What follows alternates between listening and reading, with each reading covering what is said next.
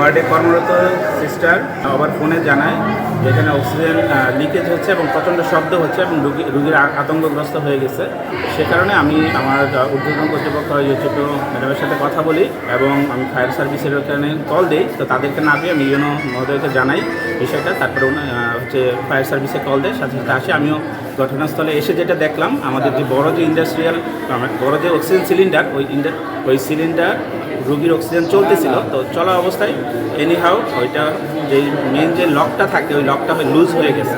Loose হয়ে যাওয়াতে ওখান থেকে প্রচণ্ড ব্যাগে হচ্ছে অক্সিজেনটা বের হয়, যে কারণে রুগীরা ওই শব্দে আতঙ্কগ্রস্ত হয়ে পড়ে যে হয়তো অগ্নিকাণ্ডের ঘটনা ঘটতে পারে। এর জন্য তারা হুড়মুড় করে এখান থেকে ওয়ার্ড থেকে বের হয়ে নিচে নেমে গেছে।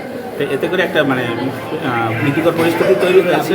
আমরা এসে যেটা দেখলাম যে অক্সিজেনের এখন কোনো দুর্গন্ধ বা অন্য কোনো কিছু নেই এবং বর্তমানে পরিবেশ মোটামুটি শান্ত আছে। আমি রুগীদের সাথে কথা বলবো তারা যাতে বেডে আসে এবং তাদের যে চিকিৎসা সেবা সেটা যাতে তারা গ্রহণ করে। আসলে আমরা 21:50 সময় সংবাদ পাই যে সদর হসপিটালে গ্যাস সিলিন্ডার থেকে অগ্নিকাণ্ড। যখন এটা ফোনটা আসে সে সময় আমরা দ্রুত ঘটনাস্থলে আসি। ঘটনাস্থলে আসার পরে দেখি যে আসলে এখানে কোনো গ্যাস সিলিন্ডার অগ্নিকাণ্ড নেই।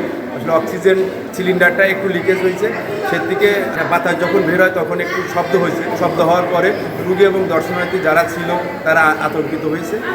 এখানে অগ্নিকাণ্ডর কোনো ঘটনা ঘটেনি এবং এখানে কোনো আহত নিহত কোনো কিছু হয় না। এখন আমরা এটা দেখলাম, দেখার পরে আমরা আসলে গ্যাস সিলিন্ডারটা ওইখান থেকে অবসর করা হয়েছে। এখন একটু পরে সেইখানে যে জায়গায় ওয়ার্ডে রুগী ছিল সেই রুগীগুলো সেখানে থাকতে পারে। এখানে কোনো রকম অগ্নিকাণ্ডর ঘটনা ঘটেনি।